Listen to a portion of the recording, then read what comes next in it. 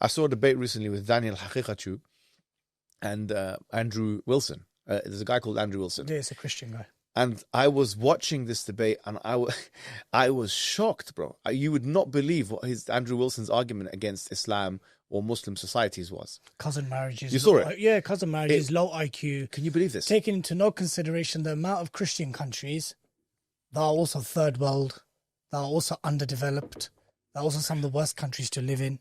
Well, he had very good responses, Daniel. And Daniel said to him, what about Latin America and what about Sub-Saharan Africa? These are Christian majority places, right? And that's the main argument. But there are other arguments as well. Like, it's such a weak position.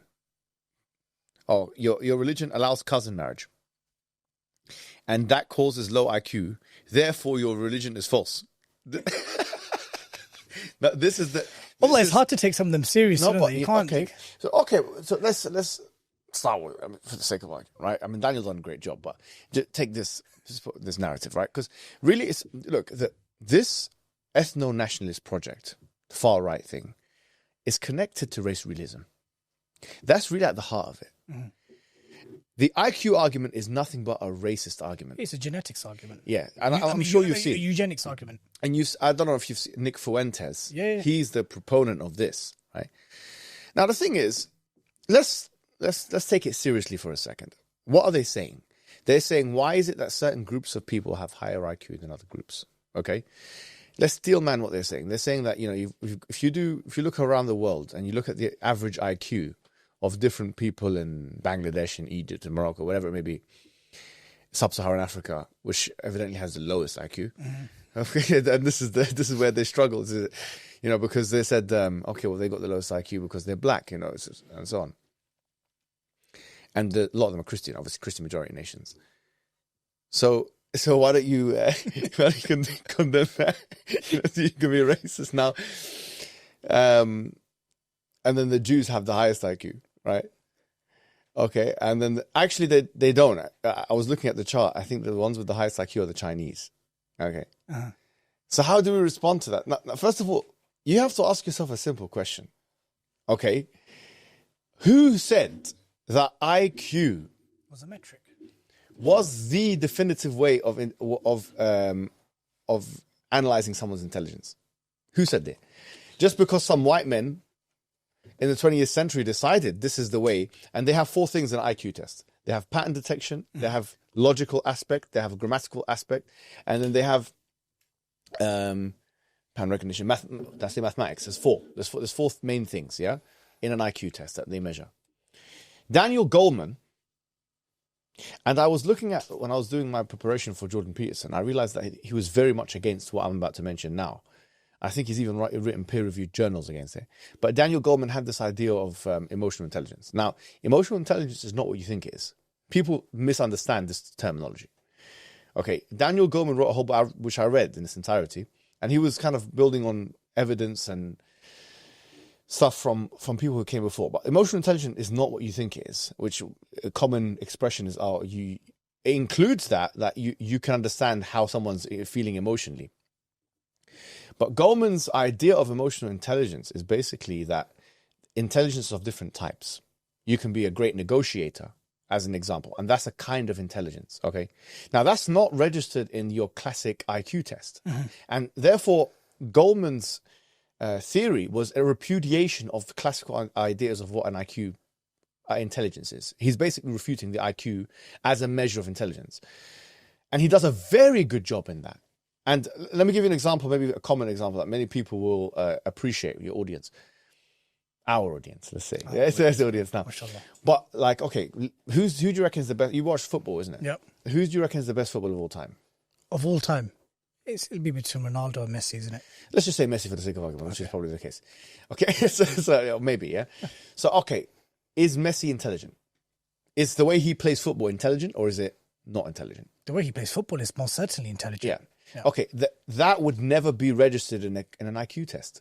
If he might sit an IQ test and get 80 or 90 or something like that, but then to suggest that Messi is unintelligent, he's a genius actually, but it's just his type of intelligence is not factored into your rigid idea of what an IQ test is. Okay, Beethoven or Mozart, or Bach or whoever, these classical musicians who existed, and they are considered the greatest of all time, okay, by Western standards. If you go to any middle class Western or aristocrat Western, he'll tell you, he's a genius. Yeah, but you don't, not you particularly, but you don't believe in the IQ test. You don't believe in that kind of intelligence, do you? Because an IQ test doesn't factor that in. Musical talent. And the list goes on and on and on and on. Like, for example, in the developing world, so quote unquote, people are bilingual. The ability for someone to know 2 languages is a significant intelligent feat. In many cases, the Muslim will then know 3 languages. Exactly. That won't be factored So into an it's IQ not test. factored in. Yeah. So it's not fair that, okay, you got a kid here that can speak fluent Bengali and fluent English, and that is not considered as a kind of intelligence, increased intelligence, to a kid who can only speak 1 language, which is English, because you've told us the best way of measuring intelligence is this way, which the white man has decided. So in the first instance, I would have, and this is what I do for the race realist, I refuse the idea. Now, there's another very important point as well, actually. If you look at the countries which do well in IQ tests, it's usually countries that train in IQ tests. So, for example, China. Okay, China does very well. Now, China is the thorn in the race realist side, because China is a country which is not white, as clearly. Japan is another country like that. They do very well in IQ tests. But China, I think, do better. I have to look at the numbers. They do very well. Okay. Why? Oh, is it because they're Chinese, something biological about their bodies or something that they, they're very good? Maybe Allahu A'lam, maybe Allah gave them increased mathematical ability. I'm not even averse to that idea, But I think a more possible explanation is the fact that they train on IQ tests from when they're 7 or 8 years old. 100%, bro. That's my Akhi, I'm telling you, if I get, and I've done this with my children, yeah? If I get my children, I tell them to sit an IQ test. They get whatever they get. And then I give them I'll do a course with them for a year. Bring the Mensa IQ, they've got like cards that they have, Mensa IQ, which is very nice. Questions, riddles, you can get them from the bookshop. And Mensa, you can go online and they can do that, like mock tests and stuff. Let's do that for 1 year, for the sake of argument, with the kids. Their IQ will go up by 20 or 30. Because they're training in it. Because they're training in it, bro. Yeah. So, okay, it's an unfair advantage to, you're going to Bangladesh and tell them to sit a test they've never seen in their life, comparing it with the people that were training on it from 7 years old, Akhi. 100%. And then you're saying, oh, look, the Chinese are very clever and the Bengalis are not. The Jews are very clever because they've been training on it as well. There's a strong positive correlation on those who train IQ test style questions and their results for the subsequent IQ test with the results of the IQ test, with the number of the IQ. So it's the IQ thing is very weak argument. Have you done an IQ test? I did one before. It was a very high level. I think it's like 145, 150. I can't remember, something like that. Mensa. But it's only because I went through all of the past papers and all these kind of things. And, 140s, yeah? Something like that, yeah. Whatever, my strongest thing was pattern detection and logical. And the weakest thing was actually mathematical. I struggled with maths as well. Yeah, but it wasn't that bad. I mean, the mathematical patterns. No, there was just questions, maths related. There's 4 components to an IQ test. But as I say, it doesn't measure anything. Yeah. Anyway, or measures something, but it doesn't measure what they may want. So they want to make this argument that, your skin color determines your intelligence. As we said, this is a repudiated argument because when you look at the factors. Now, another argument to be made is this. Okay, if that's the case, okay, let me respond. Let me ask a question. Where were the white people when the ancient Egyptians were around? Actually, you had thousands of years of civilization in Egypt, in Mesopotamia. They were not white. I'm saying let's go way beyond even the Greeks, because this is before the Greeks. Mm-hmm. The ancient Egyptians, you've got the Mesopotamians, they were not white.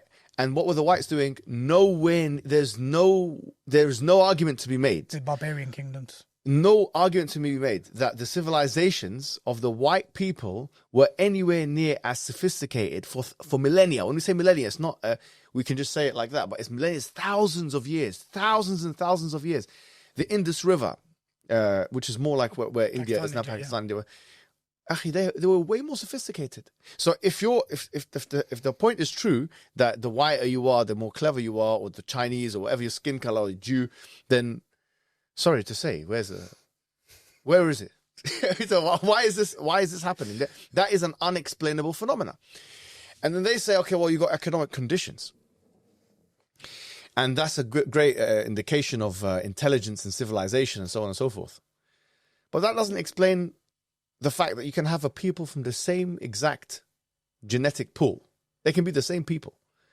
And there's a set of economic and political situations that happen to both of them, which make one of them very poor. Like, for example, Yemen and Oman.